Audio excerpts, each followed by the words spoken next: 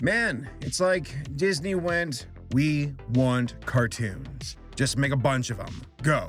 And the results are like the DuckTales reboot, Amphibia, and of course, Owl House. And I finally caught up with it. And I'm so glad that it's on Disney+.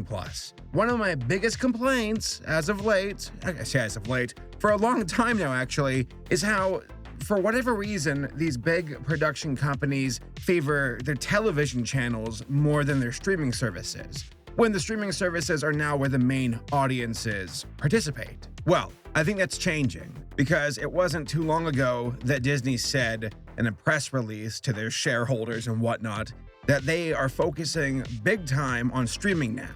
That's going to be a big new arena they want to focus on. And because of that, you've got Owl House, Amphibia, Big City Greens. They're available on Disney+. Thank you. Thank you so much. Because I don't have TV and I don't want to have to, yarg it up. Okay, so enough about that. Who are the people behind this show?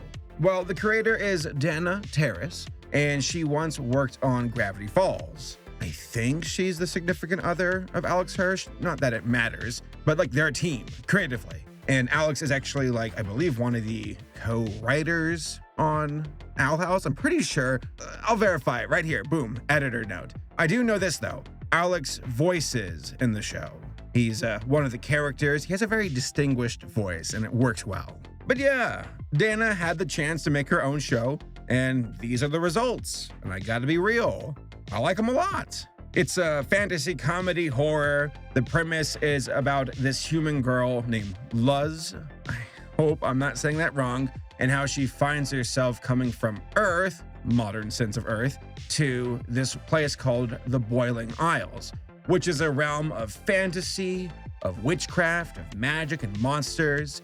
And while there, she runs into this outlaw witch named Ida, and an assortment of other side characters.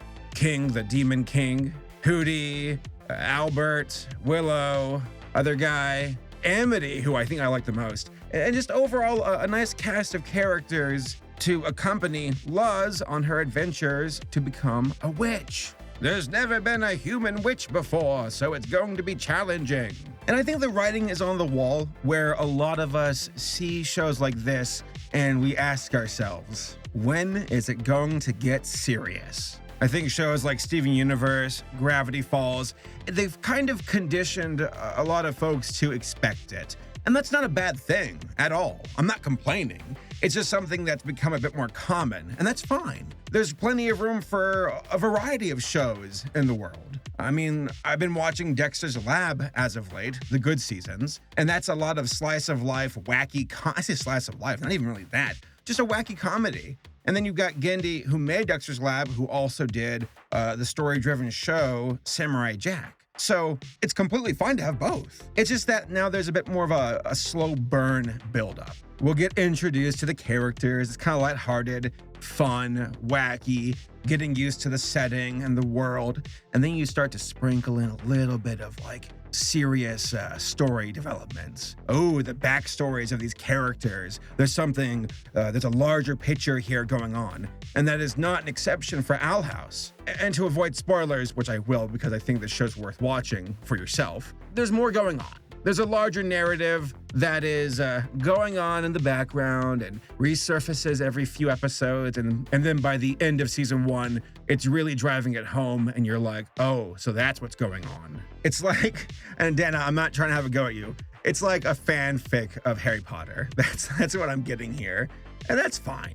There's enough original things going on here to make it's valid. It's more than just a parody or a satire or an inspiration. There's more to it, and there's substance to work with. Visually, I like the character designs. I like the humans, I actually don't know what the name of the species is for the witches on the island. They've got elf ears, which it's always the default, what's the fantasy species in our realm? I just give pointy ears. Elves, space elves, you know how it goes. But I gotta say, I like the backgrounds, very cool set designs. There are a couple of moments of very fluid animation for battles and action sequences. And I gotta say, I'm a big fan of the monsters. The monster designs are very creative.